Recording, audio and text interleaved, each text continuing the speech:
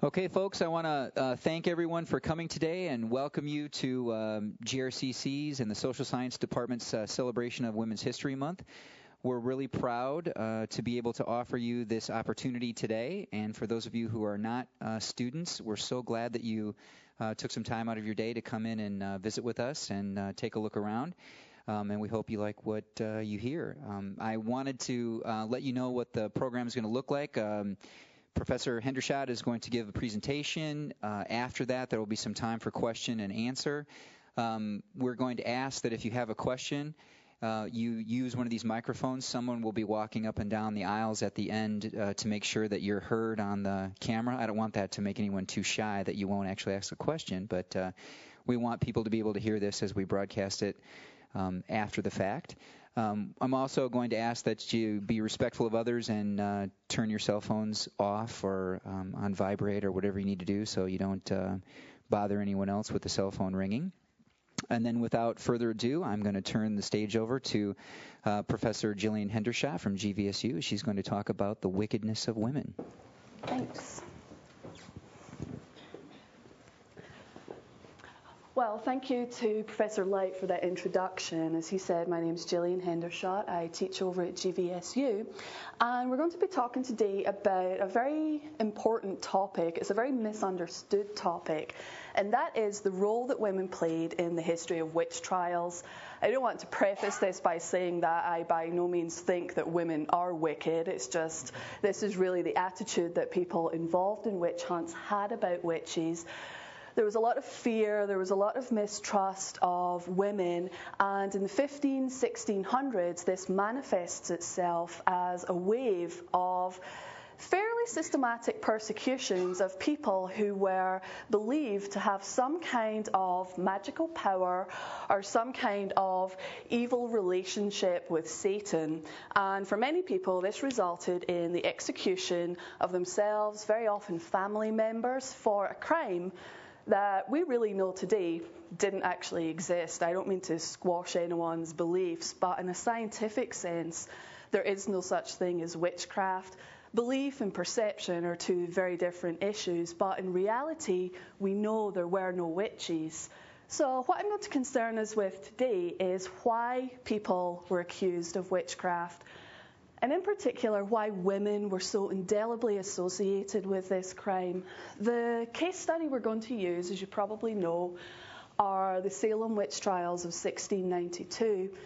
The Salem trials are probably the most famous of all the witch trials that took place for a number of different reasons. First of all, there's a lot of documentation about Salem that has survived, which is quite unusual for witch trials. A lot of the records were lost. Secondly, it's actually very unusual in the broad history of the American colonies. It's the only major witch trial that takes place in the British North American colonies, and as such, it's gained a lot of infamy. Some historians would argue that too much attention has been focused on Salem, but it does give us a lot of really important examples of some of the different factors, some of the different forces that were at work in all witch trials, and it does offer really good examples of this. So to start out, because the Salem trials are very much misunderstood through popular culture, etc., I thought it would be a good place to start with the origins of the Salem witch trials. And the trials actually begin in the home of this man here, the Reverend Samuel Parris, who was the recently hired minister for Salem Village. He was a very controversial figure. He was a very unpopular figure. A lot of the people in Salem did not want Samuel Parris to be their minister, but their objections were vetoed by one of the most powerful families that lived in the village, the Putnam family. And the Putnams basically rode roughshod over everyone else's objections and hired Samuel Parris anyway. So there was a lot of general opposition to his administration, and late in December of 1691, two young girls who lived in his household fell hideously sick with terrible symptoms. These two girls were his daughter, Betty Parris, who was about 8 years old at the time, and his niece, who was orphaned, Abigail Williams, who was about 11, 12 years old. And both of these girls started to exhibit symptoms of an illness that no one could really understand.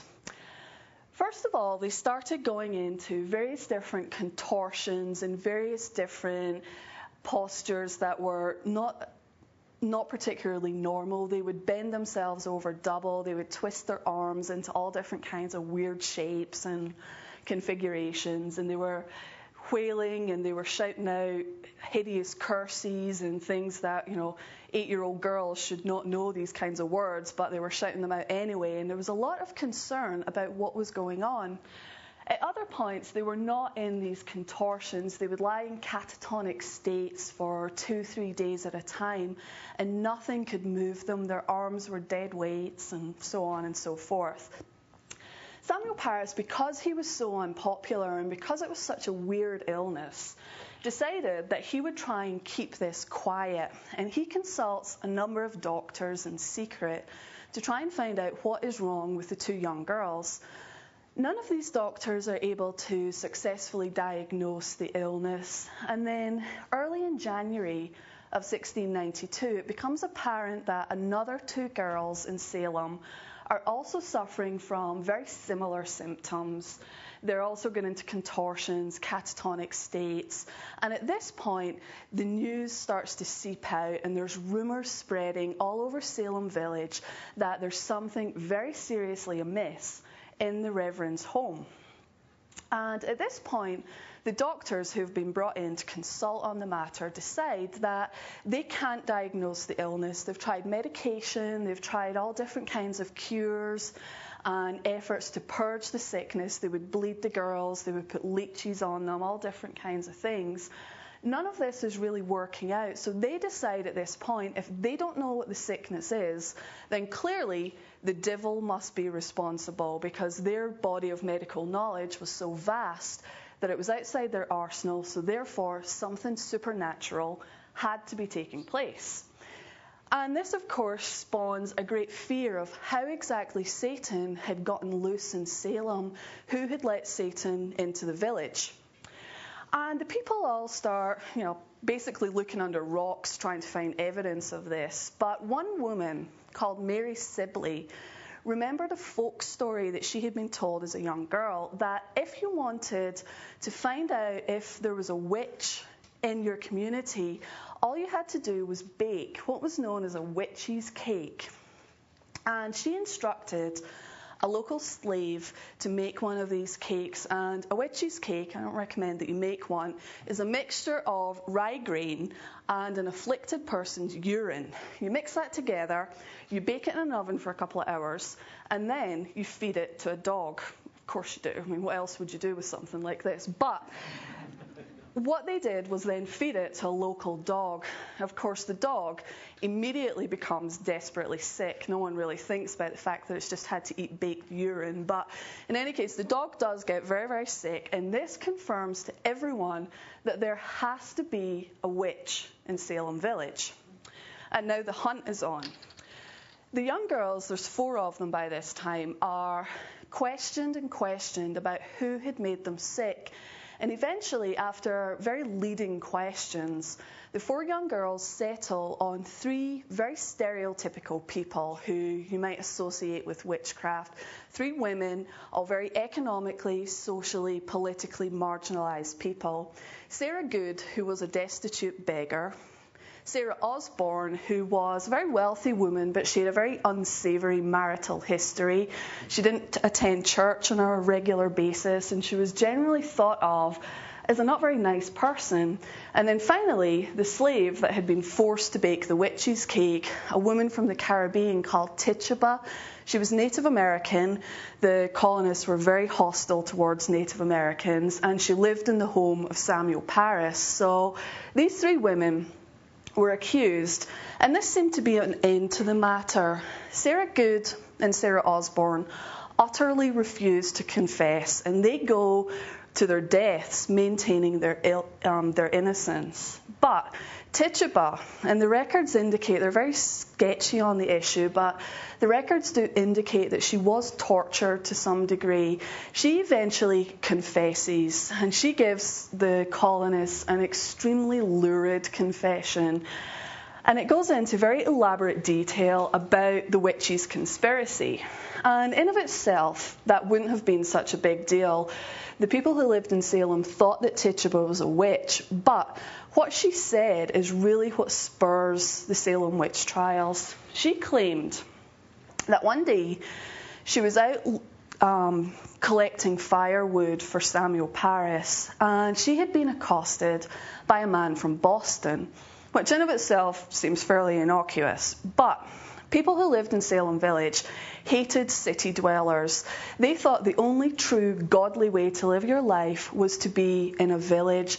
And people who lived in cities were concerned with economics, they were concerned with mercantile pursuits, and really didn't live particularly godly or pious lives. So when Tituba said that she met with a man from Boston, which is a fairly casual statement, they all interpreted this as Tituba met with the devil, because clearly the devil lived in Boston. And at this point, this becomes even more concerning, even more alarming for the colonists. And Tituba makes the matter even more important, even more of a concern, because she says that she and 4 other witches were involved in a conspiracy with Satan. So far, the Salem residents have Sarah Good, Sarah Osborne, and Tituba in custody, which means that there's 2 other witches as of yet unaccounted for.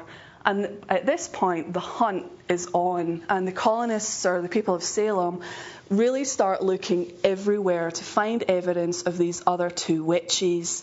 And they really do quite well with this. By the end of the Salem witch trials, the course of the trials lasts between February and September of 1692.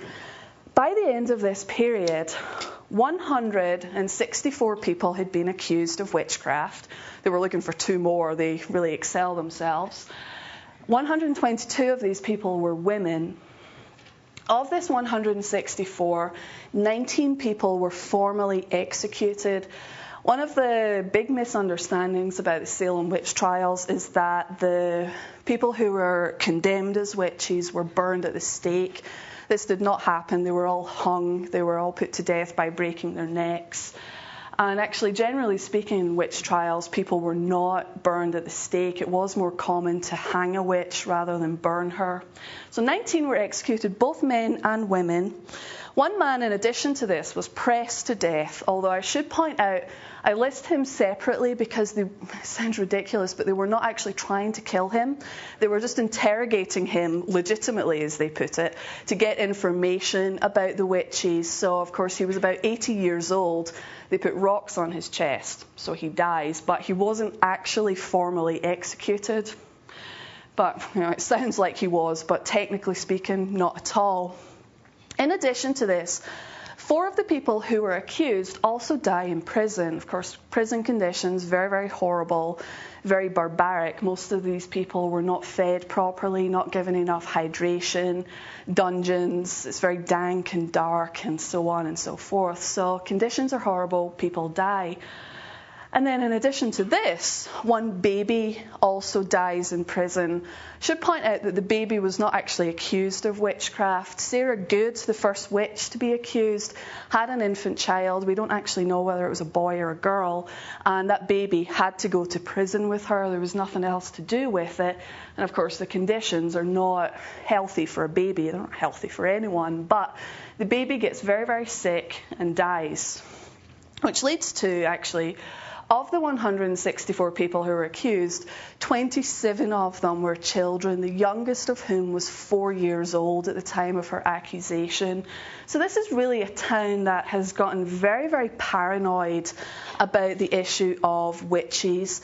And that paranoia can be further seen in the fact that, in addition to all these people, 2 dogs were formally executed as witches as well, and they were given trials, and then they were also hung. So these people are utterly terrified of witches and what witches can potentially do.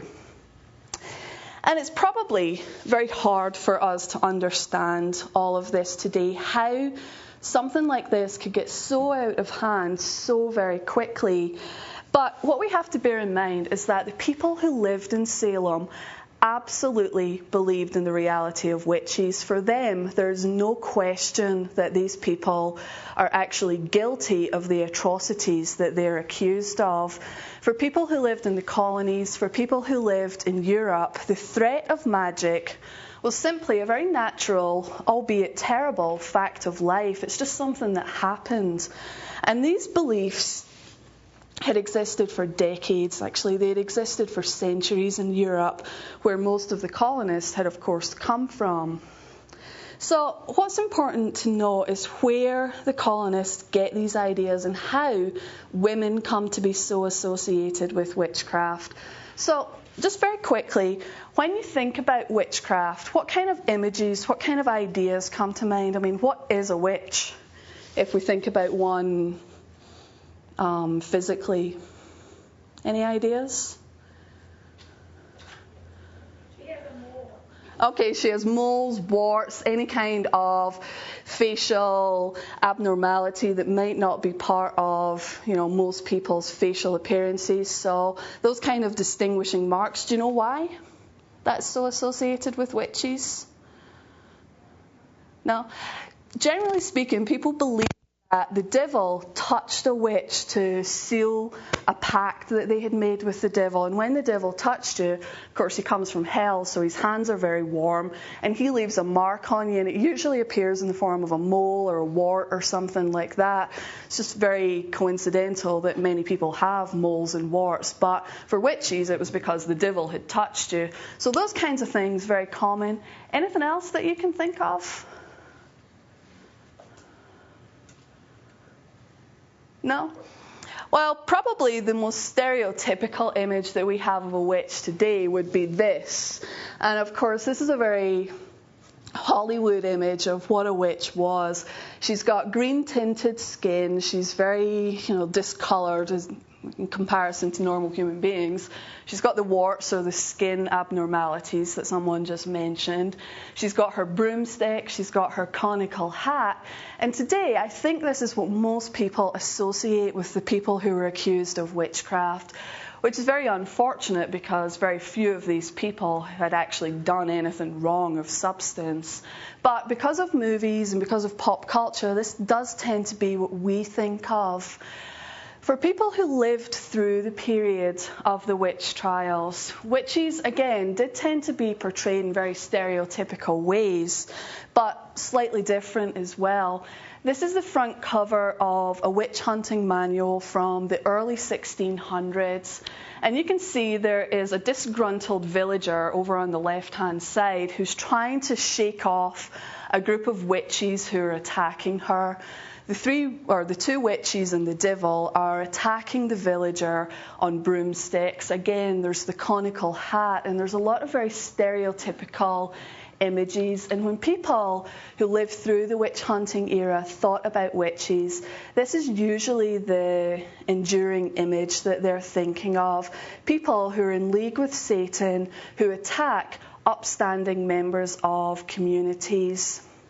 The other thing that people tended to think of were, again, a very stereotypical idea of a witch. You've got the aged-old woman working alone. She's cooking something over a cauldron, no doubt for some kind of nefarious, some kind of very evil purpose of her own. And this is really what people believed in when they thought about witchcraft in the 15 and the 1600s. Historians, on the other hand, tend to portray witchcraft somewhat differently, and they tend to see the people who are accused of witchcraft in this light. You've got an older woman who's clearly very impoverished. She's in very frail, very ill health, and she's being persecuted viciously, malevolently by prominent townspeople who are attacking her for some unjustifiable reason. She's a drain on society, she's a spinster, she's viewed with suspicion. And that's really how most historians tend to think about the crime of witchcraft. People being harassed, persecuted for no good reason. And really, what this highlights is the fact that there really is no standard interpretation of what a witch is and what a witch can do. So what I want to do is give you a couple of fairly standard definitions that will let us know what we're talking about when we're thinking about women as witches. The idea of a witch is something that predates Christianity. If you go back to ancient Mesopotamia, the ancient Near East, Greece, Rome, any of these places, these great civilizations, there were words for people who were considered witches. All throughout the Middle Ages, which was in Europe a predominantly Christian time period, there were also very fundamental beliefs in witches. But all through these time periods, all through these eras, there's not really the fear of witches that existed in the 15 and 1600s. People didn't like witches and there were laws against them, but the laws were usually quite lenient. And this is because most people just accepted that in society there were people who could channel supernatural powers.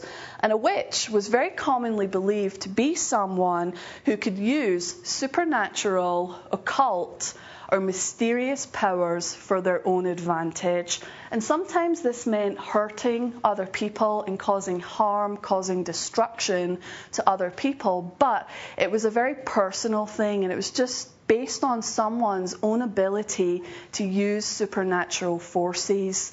Throughout much of history, not to oversimplify, but for much of history, this concept is known as Maleficia, which is basically the ability to perform harmful, dark, malevolent magic for personal gain. Kinds of things that would be associated with Maleficia. Again, this is a picture from a witch hunting manual. You've got two witches here. The one on the left is throwing a rooster into a big cauldron. The one on the right is throwing a snake in. And you can see up at the top, they are changing the weather patterns. And this is the kind of thing that people thought witches could do. And not much liked throughout history, but the laws against it were not particularly strict. However, this does start to change. During Europe's what's known as the early modern period, which is 1450 through 1750 approximately, people in Europe started to think about how it was that some individuals had this kind of supernatural power.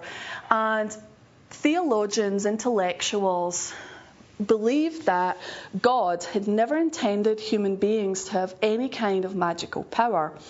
So they wanted to find out exactly where this kind of power, this kind of ability actually came from. And the conclusion that they came to was that the reason why some human beings had managed to gain access to supernatural forces was because they had made a pact with Satan. It was the only explanation for these people about how someone could allegedly perform any kind of magical activity. It's a very, very simple, intuitive leap for these people. And so, witches would sell their souls to the devil, to Lucifer, Satan, whatever you want to call them, in exchange for these magical powers. Once the witches get this power, they got together periodically to worship Satan at secret nocturnal gatherings, which were called sabbats. And at these sabbats, the witches would kill babies, then eat the babies. They would dance around, they would cavort, they would get involved in sexually deviant practices. They would worship the devil, they would drink, they would blaspheme, they would denounce God, they would mock the rituals of Christianity. And people started to become very, very afraid of this malevolent figure who was consorting with the supernatural foe of Christianity. And it's once priests and ministers and theologians start to come up with this idea that this is where witches got their power, that you have the rise of the European witch hunts, which of course in turn give rise to the Salem witch hunt. So there's a clear association made between witches and the devil. What's clear from a lot of the information that survived from this time period is that this is a crime that was completely associated with women. And certainly about 75% of the people who were accused of witchcraft were female. And that's something that can be borne out in the statistics for a huge number of different countries. 75% were women.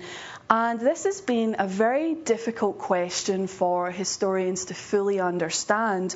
Why was it that women gained this very bad reputation for being involved with Satan? And partly it's difficult because negative concepts about women did not just pop up out of the blue one day in the early 1500s and lead to a huge number of witch trials. For a very long time in human history, in many different cultures throughout the world, not all cultures, but many cultures, there were very negative associations made between women and evil practices and evil customs. I mean, certainly the Bible, for example, wasted absolutely no time in getting to the story of Eve, the woman who was entirely responsible for the downfall of man and the corruption of all mankind through her flightiness and her lustful, evil ways. So there are these very negative stereotypes of women that have existed for a long time. But because of these changes in Christian theology that argue that people with magical power are associated with Satan, at the same time that these ideas start to crop up, witchcraft becomes a crime that's very much associated with women. And this is because of the work of the two men that are listed up at the top. Heinrich Kramer and Jacob Sprenger were two inquisitors, which, again, not to oversimplify, are basically like the police force of the Catholic Church. The inquisitors are the people who make sure that people are behaving in an appropriately Christian way in their day-to-day lives, and they're the ones who enforce the general teachings of the Catholic Church. And Kramer and Sprenger were very active witch hunters in southwest Germany in the late 1400s. And they had prosecuted such a huge number of witches that they felt it necessary to share their wisdom with the rest of the world. So they published a book on witch hunting called the Malleus Maleficarum, which roughly translated means the hammer of witches. And in this book, they outline all the different criteria that you need to successfully prosecute someone for the crime of witchcraft. And this book largely is not particularly interesting, and it doesn't really give a lot of new ideas about witchcraft, or it doesn't really reconceptualize what people thought about witchcraft, with one very significant exception. Kramer and Sprenger were the first two to clearly identify that if people can get their magical power from Satan, the people most likely to fall into league with Satan are women. And this is because women are just much more naturally prone towards sin. They have original sin to overcome. Because of Eve and the traditions of the fall of mankind, women are going to be the ones who are much more easily lured into Satan's trap. And this is Kramer's entire justification for witch hunting. And to a large extent, he actually seems to have been something of a fanatical hater of women. It wasn't just witches. He once prosecuted a group of nuns in Germany because he believed that they were enjoying the communion wafer of the Eucharist too much, and he thought that that was very unseemly, so he has them prosecuted as well. So it's not just witches, it's all women that he really seems to hate. And in particular, he believed that because of women's lustful, sexually insatiable ways, they were going to fall into league with Satan. And again, here's just another picture. This one's actually from the Malleus Maleficarum, which details a woman. She's riding on Satan's back, and they're escaping from a hapless priest over there who's looking on aghast as this woman riding on Satan's back are running off together to go to hell. And this is the idea that Kramer has about women. He also believed and talked at length about the fact that women would cavort naked in the forest with Satan. They would ride about backwards on goats, like you do, and they would have potions and lotions. They've got all different kinds of skulls and different pieces of paraphernalia, and they would use this opportunity, again, at these nocturnal gatherings, Sabbats, to worship Satan. And of course, just the very fact that they did this naked, according to Kramer, was just a very lurid piece of this puzzle. Basically, he argued that wherever women held sway, wherever women had power in their society, from handling household affairs to the birth and rearing of children, they were responsible for all of the catastrophes and all of the bad stuff that happened in the world. The infant mortality rate was incredibly high in this time period, the late 1400s. I mean, that's early modern Europe. It's not a hygienic time period. So lots of babies die while they're being birthed. And Kramer fully believed that midwives were responsible for this. It is important to note, though, that he does believe that there are virtuous women, women who reject the shackles of Eve and instead choose to embrace the Virgin Mary.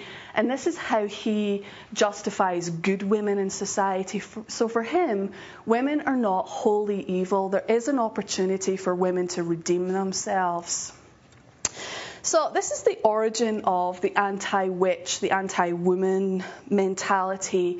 But we, of course, want to think about New England, Massachusetts Bay. And where this becomes important to understanding anti-female mentality is with the beliefs of the Puritans. And the Puritans are a group of Calvinist Protestants, people who've rejected Catholicism and adopted a new form of Christian worship. These are the people who founded the Massachusetts Bay Colony, and they had their own very misogynistic, woman-hating ideas. And a lot of these ideas are very important to understanding why Salem was able to take place. In 1692, the revered Puritan minister, a man called Cotton Mather, wrote a very influential pamphlet that outlined the potential spiritual wickedness of women.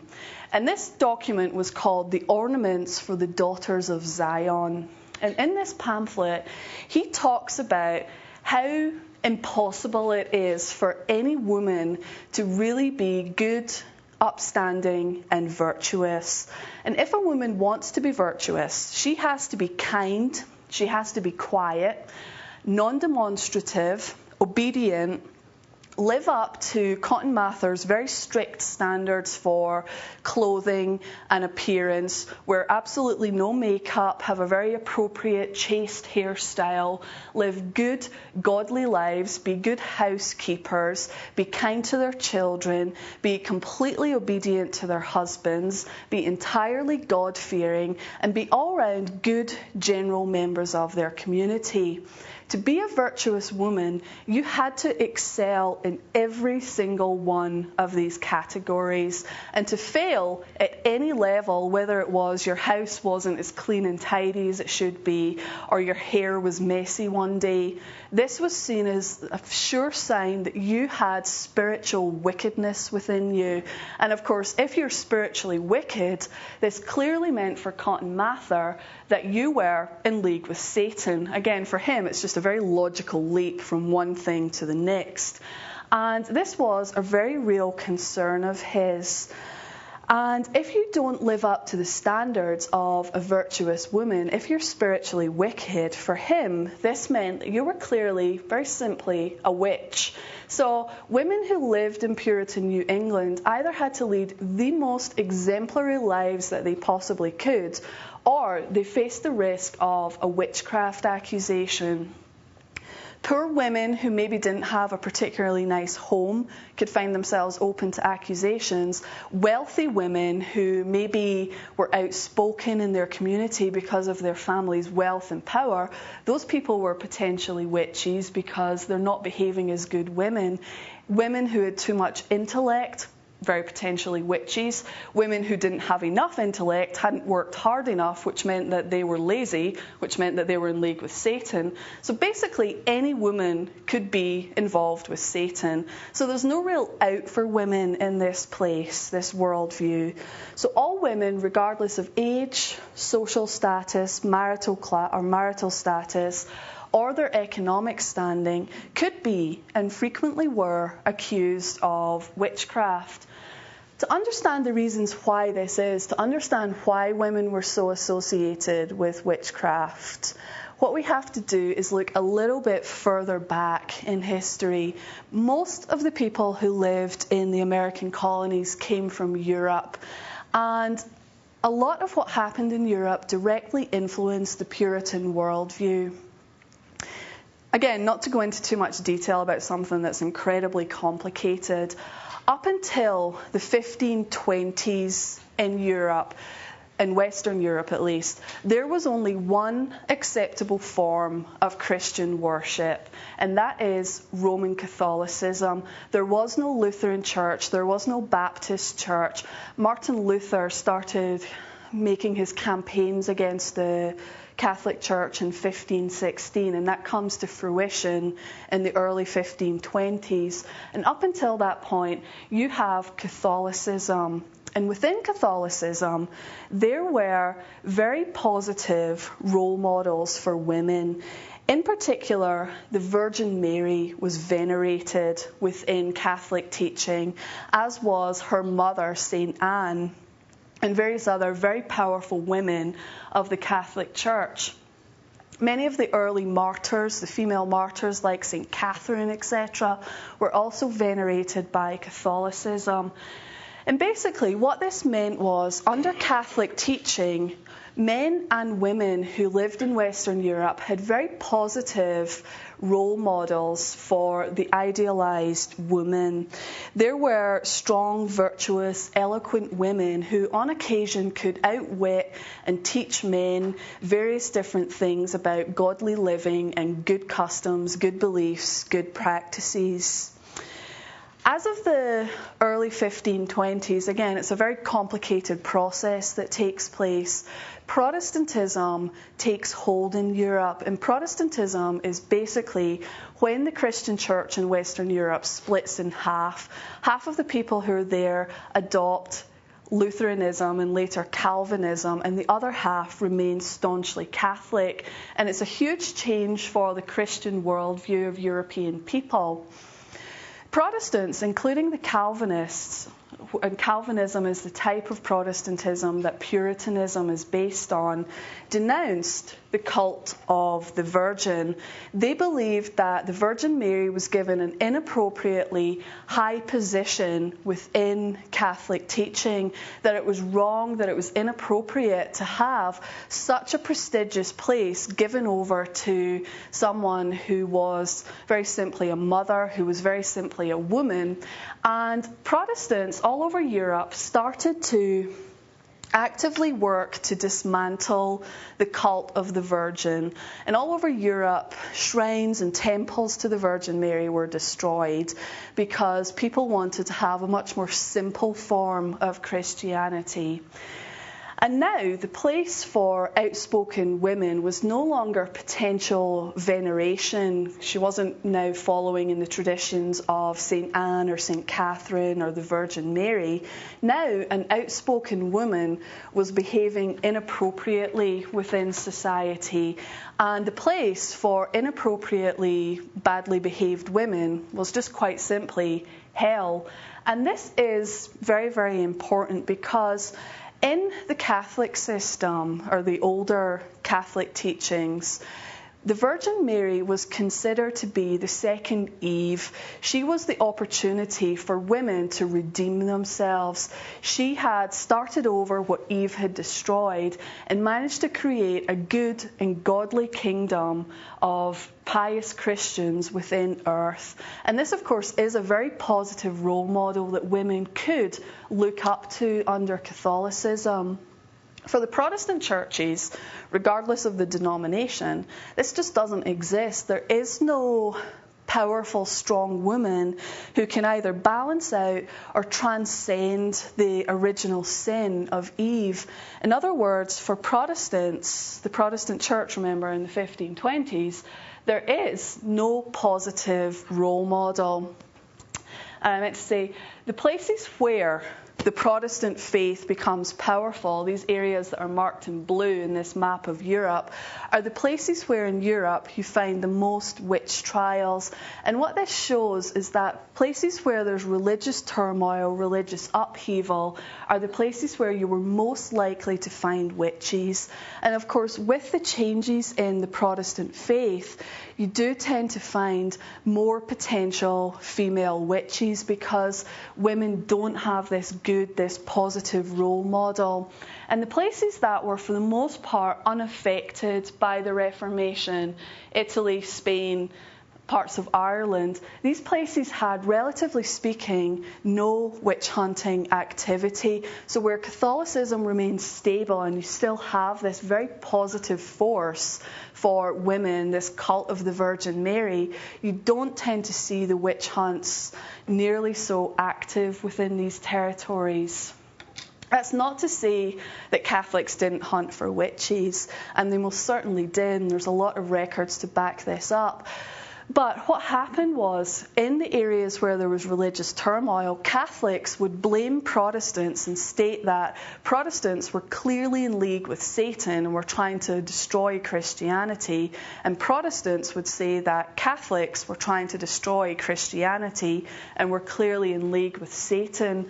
But what's very important about this is that there is no powerful role model for Protestant women.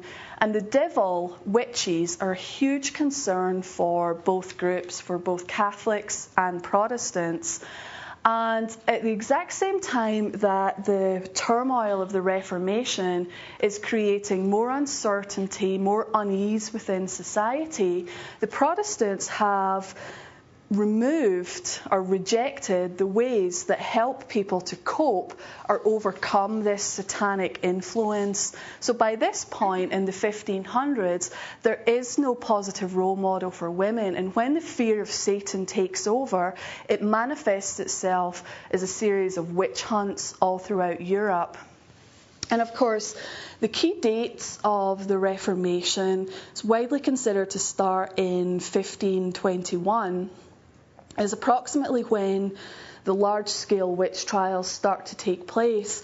And by the late 1600s, when the witch trials are coming to an end, this is also the time where the turmoil of the Protestant Reformation is coming to an end as well. So it does help to create a lack of stability, particularly this association that Protestants help to promote about women's clear link to Eve, with no alternative to give women this positive role model.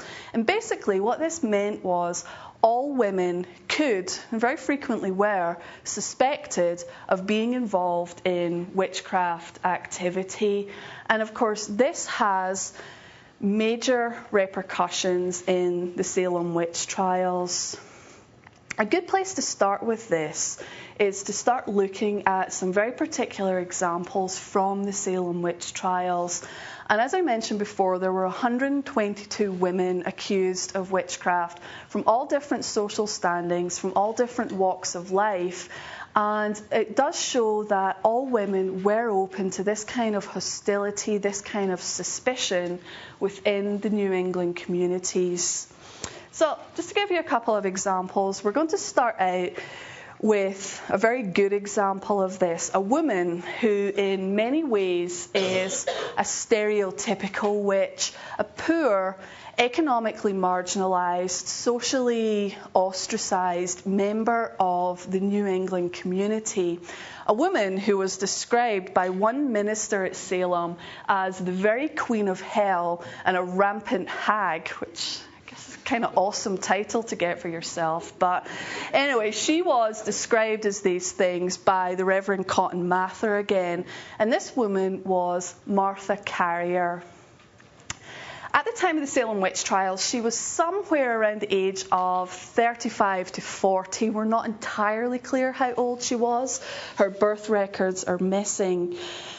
At the time of her accusation, her life had taken a series of very unfortunate twists and turns.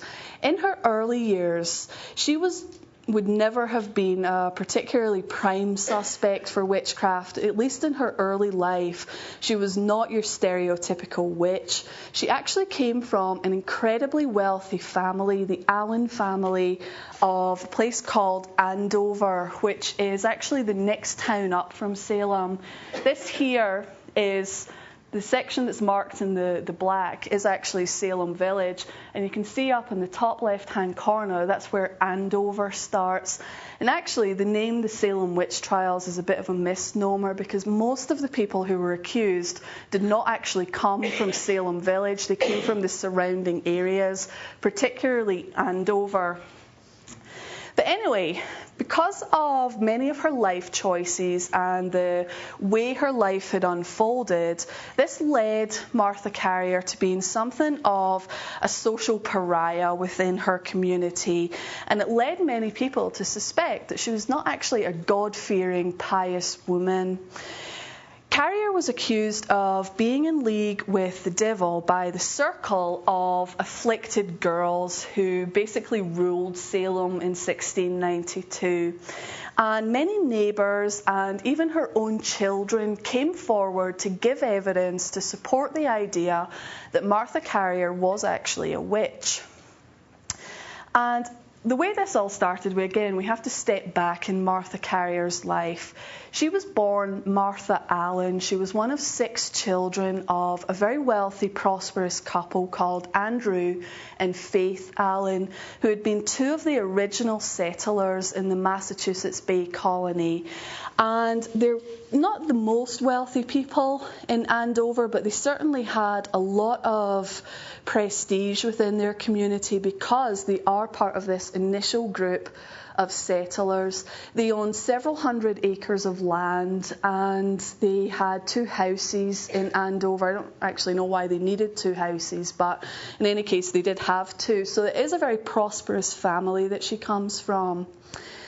2 of her sisters, Sarah and Hannah, made extremely advantageous marriages, and they were considered to be the great Allen sisters, and people revered them wherever they went in Andover. They were very popular young ladies. However, Martha and her sister, who was called Mary, did not make advantageous marriages. And in actual fact, Mary Allen was also accused of witchcraft in Salem. So 2 sisters were very good and virtuous, and 2 sisters were considered to be atrocious. And in particular, Martha was the subject of much gossip because, first of all, she did not make a good marriage. And she married well below her station in life. And she had to marry a man called Thomas Carrier in 1674 because she had publicly named him as the father of her illegitimate child. And of course, this was a huge scandal in Andover because people are not supposed to have sexual relationships outside of marriage. And here was this young woman, she was about 17, 18 years old, very, very pregnant and unmarried. So it was a huge scandal and people talked about it for months. You know, there's no television, they didn't really have much else to talk about. It was a huge source of gossip. But in any case, she has to marry this young man, and that in of itself was enough of a scandal. But Thomas Carrier was a very poor young man. He had no family connections. He had no wealth of his own. He didn't even own 1 acre of land. And worst of all, for the New England colonists, I say this from their perspective, not mine, he was Welsh, which was seen as just the very worst thing that a person could possibly be. Most of the colonists are from England, and they hate their Celtic cousins in Scotland, England, Ireland. Scotland, Wales and Ireland, and they don't like him, they don't trust him, he's not one of them, he's not part of their community, their society, and moreover, he's wandering about getting young, prosperous girls pregnant, so they don't particularly like him. So Martha and Thomas go off and live together for a while, and it's not really clear what happens in their life between 1674 and the mid-1680s. They just kind of disappear off the radar for a while. But in the late 1680s, around 1687, 88, the couple show back up in Andover with 4 young children in tow and another one on the way. And the people of Andover are furious about this because neither Martha nor Thomas have a penny to their name. And they come into Andover looking for charity, looking for handouts to help them and their family survive. And there wasn't a very positive attitude towards charity in this time period. People mostly thought that if you were in need of charity, it was because you weren't trying hard enough. And there was a very negative attitude towards charitable giving. So the town leaders in Andover decide that they're going to run Martha and Thomas out of town. And a big town meeting is held, and they make this decision, and everyone's happy with it. But then something changes. Nobody knows exactly what happens, but for some reason, the leaders of the community, the select men, the mayor and the people who run the community, have a change of heart, and they give the Carrier family a 2-acre plot of land and give them money to get themselves established. The other people who live in Andover were utterly furious about this because, for the most part, there is a huge land shortage all over New England, and people are very competitive with one another for access to land, and nobody can understand exactly how it was that the Carriers, going from a family who were about to be thrown out of the community, all of a sudden managed to gain for themselves a couple of acres of land and a sort of starter loan to help them make their family home. And people start to whisper, they start to talk about the fact that this is not natural, it's not seemly, and how can they possibly have gotten this? So people start to think that maybe Martha has made a pact with the devil, maybe she's in league with Satan, and this is how she was able to overcome the reluctance to give her family a place within Andover. The whispers and the rumours don't really come to anything, but at this point, in the late 1680s, Martha is now clearly associated with witchcraft. Again, this picture, it doesn't represent Martha Carrier, but it does show a very stereotypical scene of witchcraft and the type of thing that Carrier would have thought to have been involved with. Again, there's collective worship of Satan taking place. There's women concocting all different kinds of potions, etc. But in any case, in late 1689 in Andover, there was an outbreak of a very deadly disease called smallpox. And people all over Andover start getting very, very sick and unhealthy. And altogether, 13 people die of this disease. And the people of Andover, again, can't really understand how this could happen. Everyone was very healthy for a long time, and then all of a sudden, very inexplicably, people start to get sick, and they start sort of scoping around trying to find a cause for this sickness. And of course, they land again at Martha Carrier. She had arrived in Andover, and then less than a year later, within a year, all these people had fallen sick and died. Clearly, she had brought the smallpox in with her. And people really start to grumble against Martha Carrier at this point. And so people are now openly suggesting that she must be a witch, that she must be involved with Satan. But still, this doesn't really come to any kind of formal accusation, any kind of formal process against her. And people don't really seem to pay attention to the fact that most of Martha Carrier's own family had fallen sick with this illness, and one of her children actually died. They still believe that she caused it. All of these resentments against Carrier found new expression two or 3 years later during the course of the Salem witch trials, because the afflicted girls, those 4 girls who had initially fallen sick, start going into convulsions, saying that they can see the 13 dead ghosts of Andover, and that they can tell that Martha Carrier had caused the smallpox because the dead people from Andover had come to them in a dream and told them that Martha Carrier had made them sick. This is really all that the Salem authorities needed, and they, pack off en masse and arrest Martha Carrier for witchcraft. And just for good measure, to make sure that this doesn't happen again, they arrest all of her children as well, her 4 surviving children, the youngest of whom was 7. So all of these Carrier family members are packed off into prison, and the interrogation of Carrier begins. She utterly refuses to acknowledge that she might be a witch, and she never ever confesses. But the evidence that was ultimately used against her was the evidence that was brought to bear by her own child, Sarah Carrier, who was, as I said, 7 years old. And Sarah Carrier testified at the Salem witch trials that her mother had turned her into a witch, and that her mother had forced her to sign what was called the Devil's Book, a big red book that Satan kept, a comprehensive list of all of his witches. He was a very good bookkeeper, apparently.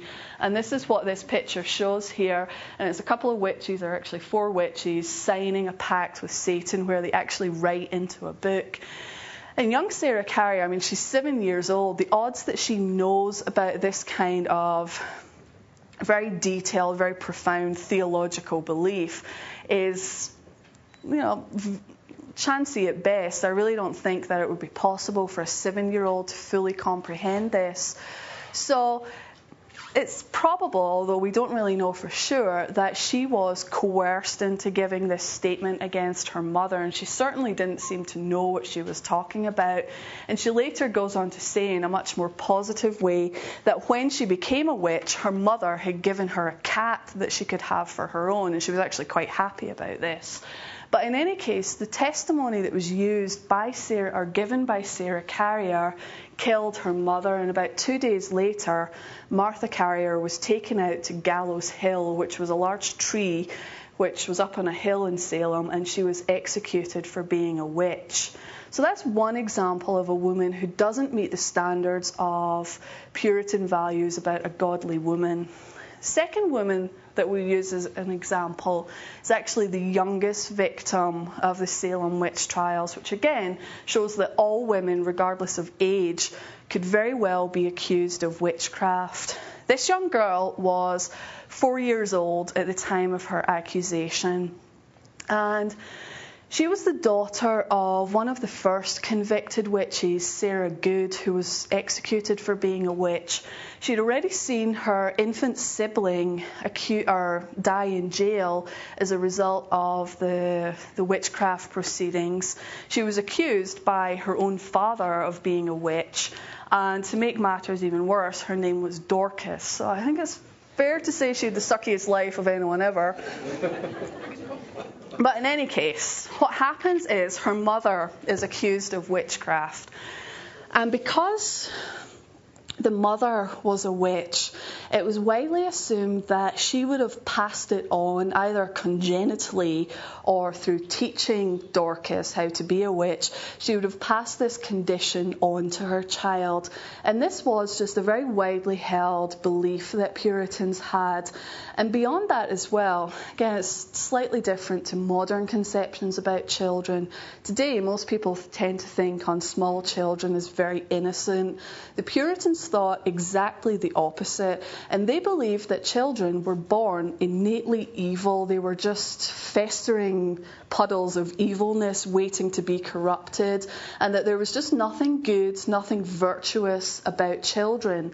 The only way to kind of offset that sort of evil nature of children was to give them an incredibly vigorous education and to make sure that they could understand the dangers of Satan.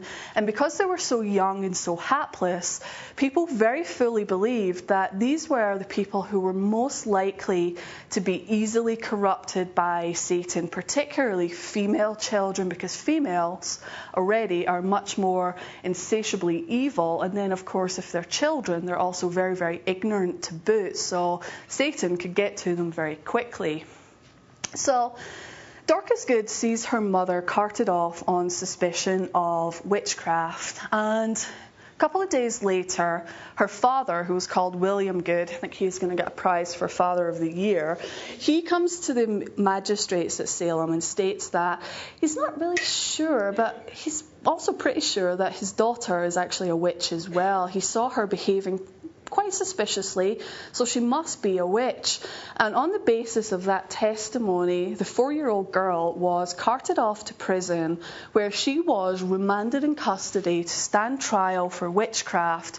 And she was actually kept in prison for 9 months. She was kept constantly in a state of bondage. She was put in chains and left there for 9 months.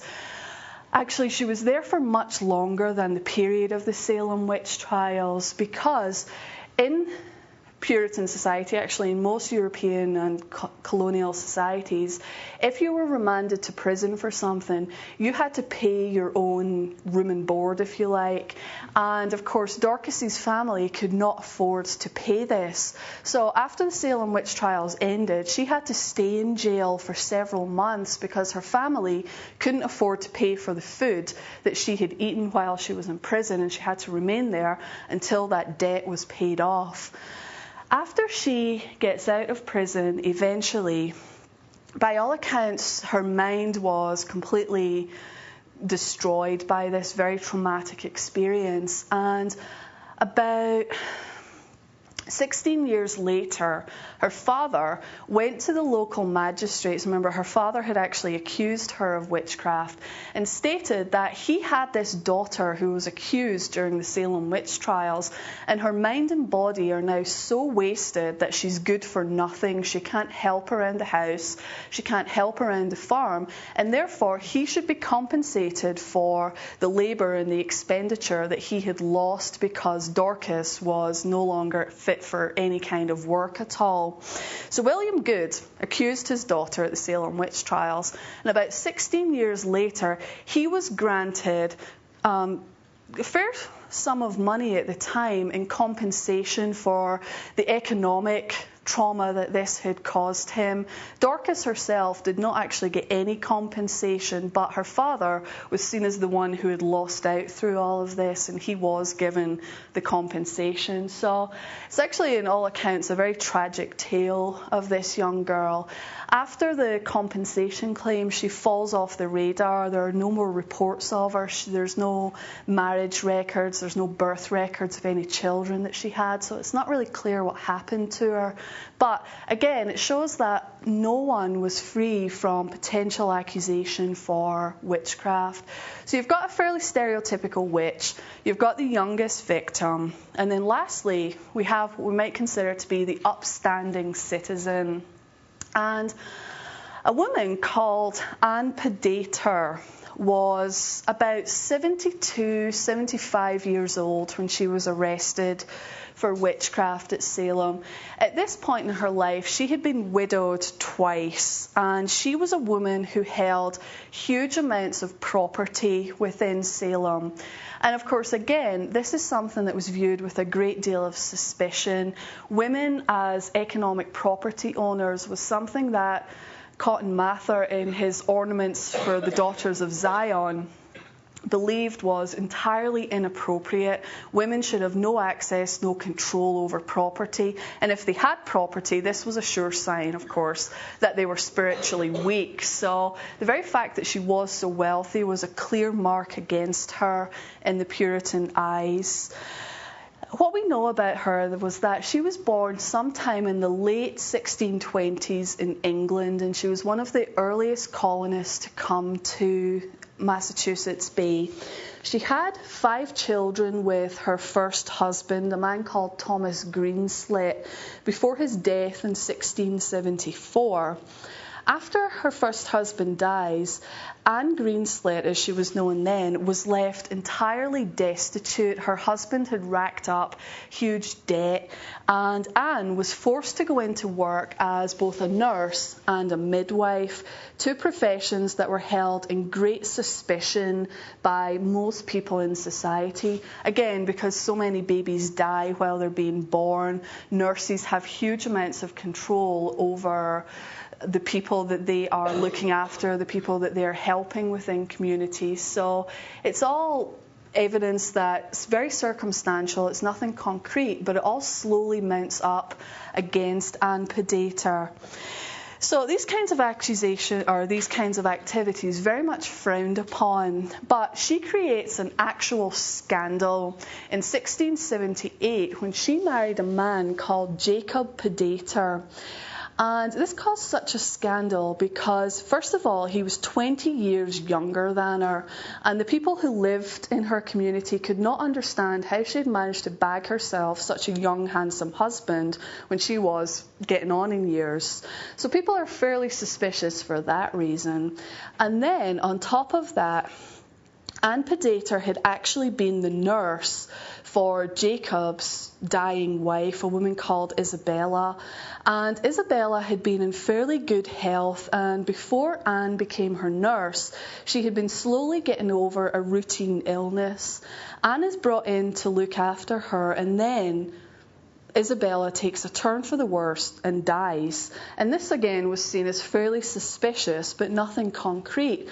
But what caused the most scandal was that Jacob and Anne got married about 3 months after Isabella died, which really was seen as terribly inappropriate. And people were talking about the fact that they hadn't even waited until Isabella was cold in her grave until they got married. And because all of this took place so quickly, people started to suspect that Anne had set her cap at Jacob long before his wife had died, and that she had sort of pushed or accelerated the process to her own ends so that she could get what she wanted, which was Jacob. But again, no formal accusations were made against her. And Jacob eventually dies. He's much younger than Anne, but he dies in 1684, and he leaves all of his money and all of his property to his wife, which again was seen as very suspicious because he had children from his first marriage. He doesn't give any of them any of his money or property. He turns it all over to his second wife, and of course people start to talk in very scandalized tones about this as well.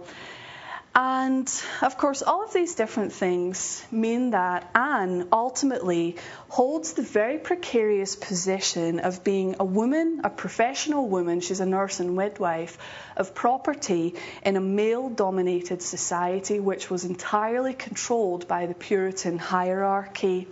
And beyond that as well, she was apparently an incredibly outspoken woman within her community, and she was constantly scolding and upbrailing people for not behaving appropriately, and she was always very quick to give her opinions to others, which again was not really seen as good Puritan behaviour. And because of all these different things together, Anne was eventually accused of witchcraft during the course of the Salem witch trials.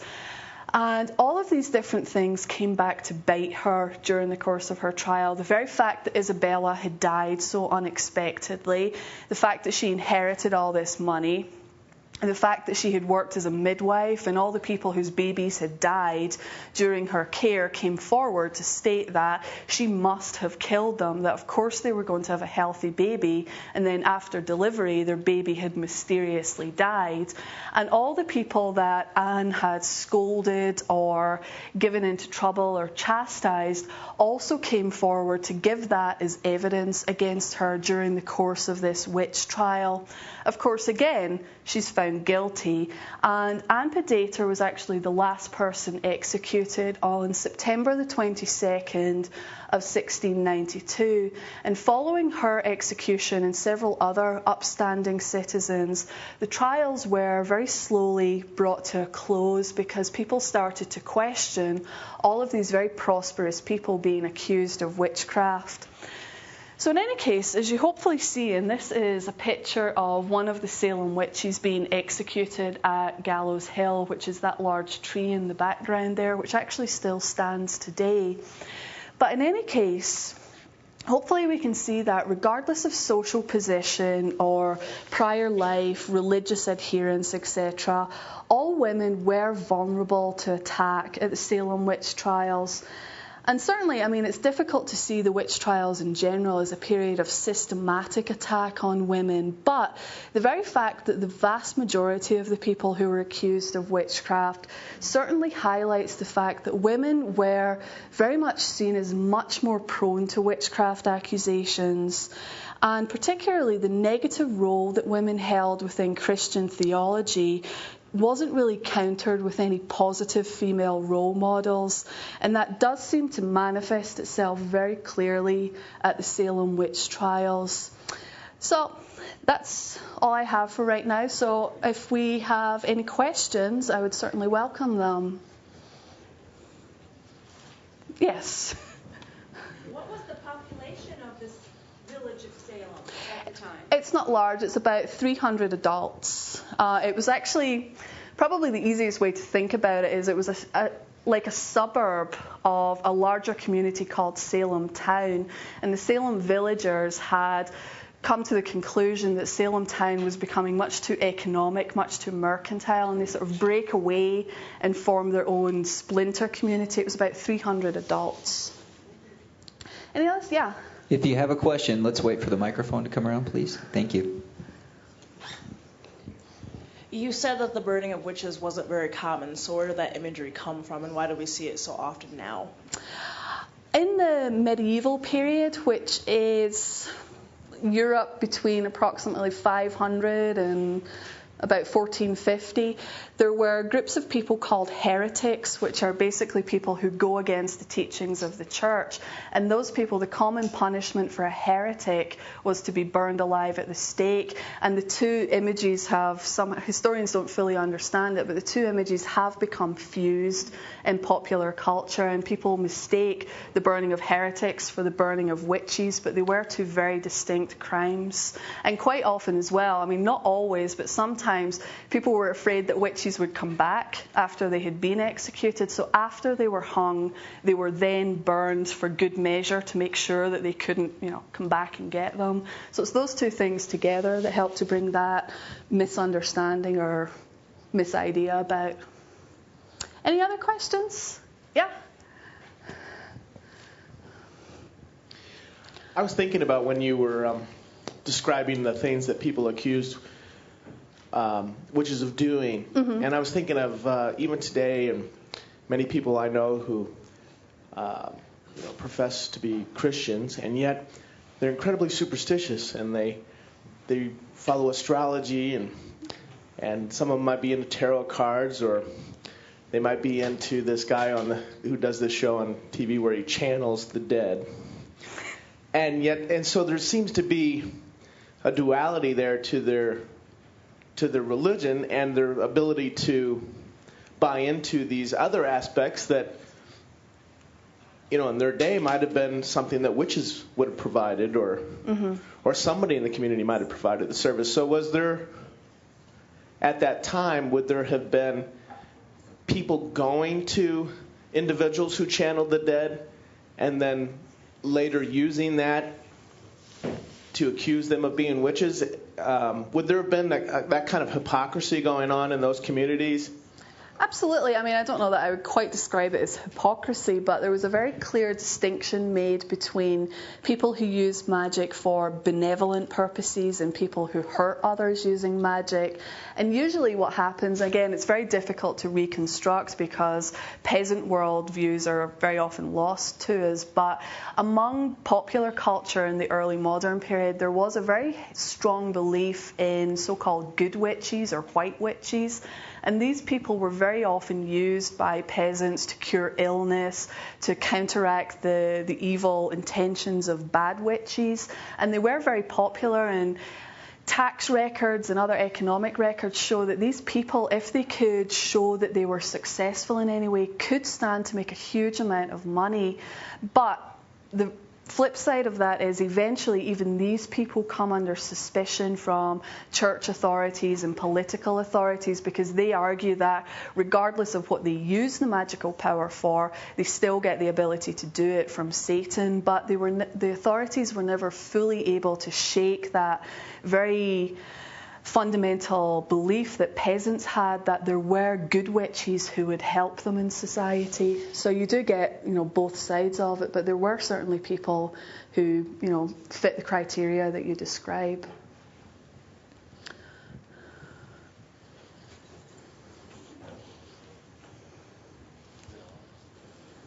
What was the relationship between people that were, mostly in Europe, accused of witchcraft and paganism?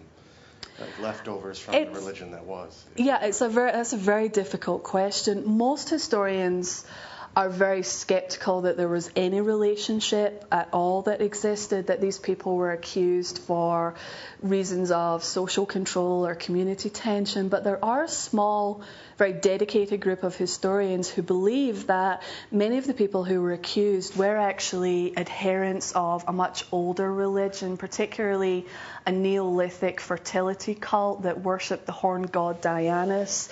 It's a very controversial idea in history. There's not a lot of evidence to support it, but certainly there are a few historians who fully believe that there were elements of pagan culture or non-Christian culture that did survive. But like I say, the vast majority of historians don't believe that that connection exists. And they argue that those ideas came about in the 1950s with the birth and growth of Wicca as a very popular religion among certain groups, that they started looking for connections to long-term historical processes and long-term trends in history. But some would say that the connection exists, but most say that there's none at all. And certainly there's not a lot of evidence that shows that there was a connection. But in saying that, there were people who really did believe that they were witches, either for good or for bad. In class last week, I teach a course on witch trials at GVSU, and we were talking about a woman. Her name was Magdalena Horn, and she just shows up at her local authorities one day and confesses to this huge litany of acts of witchcraft. And when the authorities went and investigated, they'd never suspected her before. They found out that she actually had been involved in all of these non-Christian religious practices, and that a lot of the things she claimed that she had done to hurt other people, like killing livestock and destroying crops, etc., had all taken place, but no one had suspected her before she turned herself into the authorities. So there are very weird pieces of evidence like that don't fit the general patterns, but by and large, even despite things like that, historians don't really believe that there is any actual connection between non-Christian faiths and the witch trials. I could have one more question. I know that in Finland there was a long tradition of sorcerers and everything like that. Were there a lot of witch trials in Finland? Actually, yeah, but the thing was, and actually very conveniently ignored that for most of today, in Finland, 93% of the people who were accused were men and not women. So there were witch trials, but they were not focused on women at all. It was all about men.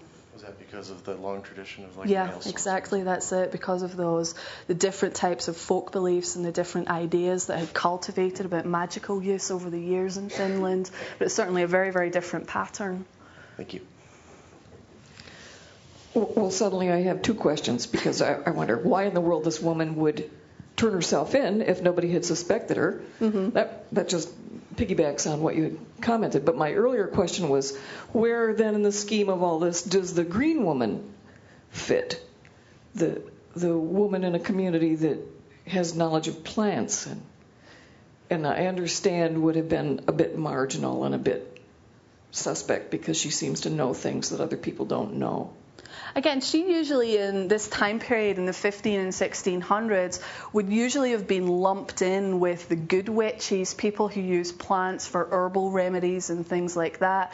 And usually those kinds of women in Western Europe served as an alternate for medical professionals, such as they existed. Medical professions are in their infancy. But what a lot of historians believe is that initially these people were tolerated because they did provide a service to communities. They used plants, like you say, and different mechanisms to cure sickness. But once doctors become more prevalent or more common in Europe, these women start to serve as competition almost. They're a threat to the livelihood of these men who've gone to university for years. And it's then at this point that these people start to be discriminated against and lumped in with evil witches. Again, it really depends on how you choose to interpret the evidence. What we do know is that these people were very popular with the peasant masses, but it was the authorities, the religious authorities or the government authorities who disapproved of them, probably because regular doctors were complaining about them. And that's the most standard interpretation that historians have for that kind of issue. As far as Magdalena Horn goes, there's no definitive reason why she would turn herself in. She was very, very old, and she had been a widow for about 20 years. It could have been the onset of some kind of mental illness. You know, we know today about diseases that afflict the elderly in particular, like Alzheimer's or dementia. It could have been that, or she could have just simply, she might have wanted to die, but suicide is, of course, a mortal sin, and, of course, if she confesses to witchcraft, she's going to be executed. So it's almost like suicide by proxy, but she can gain absolution for that before she died. It's not clear. It could be any number of different things, or she just very simply really believed that she was a witch.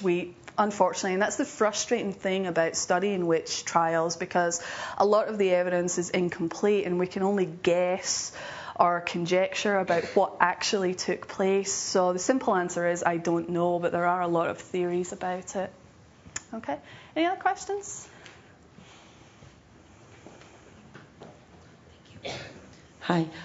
We are descendants from Rebecca Nurse. Okay. And we thought that she was actually the oldest one to die.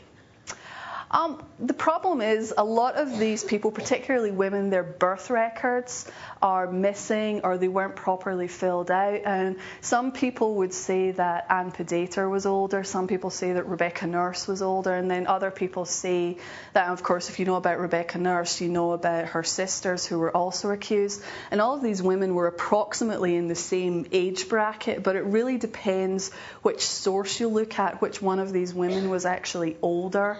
And different sources differ because we don't actually have the precise birth dates of any of these women because the records are so spotty. Isn't there quite a large population of people now in Salem that say they are witches and practice witchcraft there? Honestly, I don't know about the population figures or the numbers.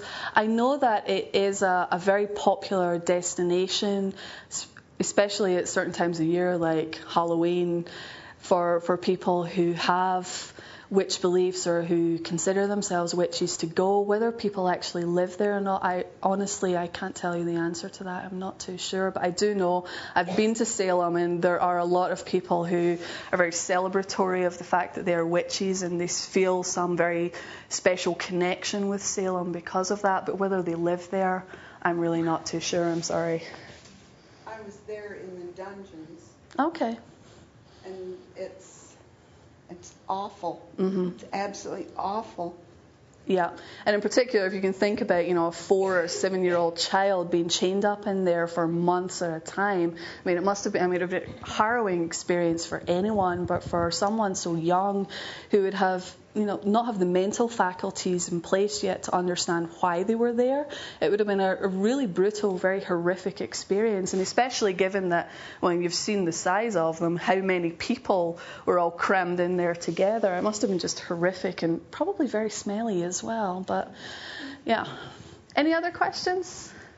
Is there any scientific proof yet about the supposed fungi infection and the rye bread?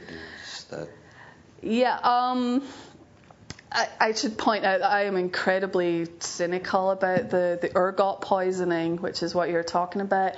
And this is a theory that a couple of people have come up with to explain the Salem witch trials. And the argument is that ergot, which is a parasitic fungus that grows on contaminated rye grain, and it's actually ergot is the base component of LSD. So the argument is, to excuse my 70s talk, that all the people involved in the Salem witch trials were sort of tripped out on acid, and that's why the witch trials actually took place. Again, some historians point to very circumstantial evidence, like the weather patterns and the patterns of the people who were afflicted. And all the girls who were afflicted, the ones who had all these symptoms of possession, did live in a fairly close cluster to one another. And some historians argue that this means that they were all eating from the same source of rye grain, which means that it was very probably contaminated. I don't really buy into that myself, because a lot of what the girls were experiencing were very, very similar claims of who they saw and all the different experiences that they had.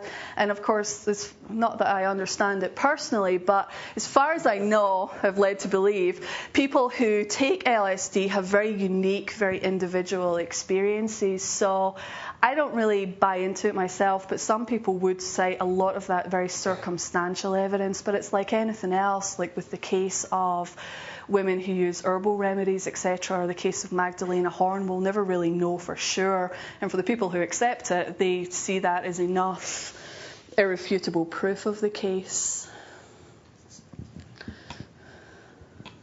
If I can steal two questions real quick. One, just piggybacking on the ergot claim that we heard, is if that wasn't the case, what do you believe was the root cause behind the 4 girls' experiences, or 5 girls? I can't remember which at this point.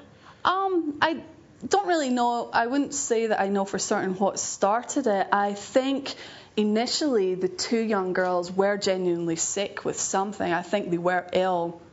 I think it was more of a physiological thing. I don't believe in witchcraft, so I don't think there was any demonic possession at work there. But what I do think happened was, once they became sick, they got all of this attention, and all of the focus of the community was placed on these 2 young girls, who traditionally, girls, and particularly girls of that age, were considered to be the most useless members of society. And now all of a sudden they were given this prestige and this popularity. And I think, and of course again it's entirely circumstantial, that they didn't want to let go of that. They had this position of power that they could exercise, and then once they started to do it, other people joined in with that same kind of activity and attitude, and that's what caused the afflictions to spread, and that's why they accused so many people, particularly when you look at the very wealthy, upstanding people like Rebecca Nurse, who in all other circumstances met no criteria for being a witch. She was a very good, very godly woman, and yet these young girls say that she is a witch, and ultimately she goes to her death on the back of that. So I think that they really were just exercising power that they previously had no access to, no ability to control. You get any ideas yourself? No, actually, that's kind of what I was thinking. Yeah. And then besides that, in the case of Amputator, you had mentioned that she was a very large property holder at that point. Mm-hmm. And that before that, there had been a property shortage in New England and Massachusetts. Mm-hmm. Do you find any link that there maybe was a more economical linkage to piggyback along with the witch hunt and hysteria? Yeah, that's actually the most popular theory that explains Salem, and a lot of historians argue that it was entirely bound up with land grabs. The family that was at the centre of the accusations, the Putnam family, Anne Putnam Jr., was one of the first afflicted girls, and they accuse all the major property holders that are nearby their father's farm. And of course, once you're accused of witchcraft and convicted, your land is forfeited to the state, and then it's sold off at auction to the highest bidder or the quickest bidder, who in many cases was Thomas Putnam. And of course, he starts buying up all these tracts of land, which led people, even at the time, to imply or outrightly state that he was killing people in exchange for their land. And that's actually a very, very popular theory about why the Salem witch trials took place. And I really think to a large extent that was at the root of it. I mean, initially, again, like I said, the girls were sick, but I think eventually Anne Putnam Jr.'s father in particular was maybe feeding his daughter names or suggesting, very passively names to his child for her to accuse, because a number of the people she accuses, we know from the records that exist that she had never actually met those people, and yet she's able to describe them very, very accurately. She knows details about their past lives and their interactions with her parents that, you know, a 12-year-old girl probably wouldn't have known because she wasn't born when all of these events took place. So that is a very common theory, and I do think that has a lot to do with what was taking place.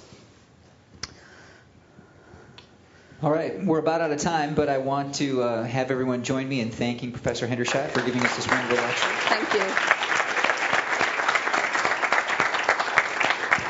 And I want to thank all of you again for coming on behalf of GRCC and the Social Science Department. We hope you can come back and join us someday soon. Bye-bye.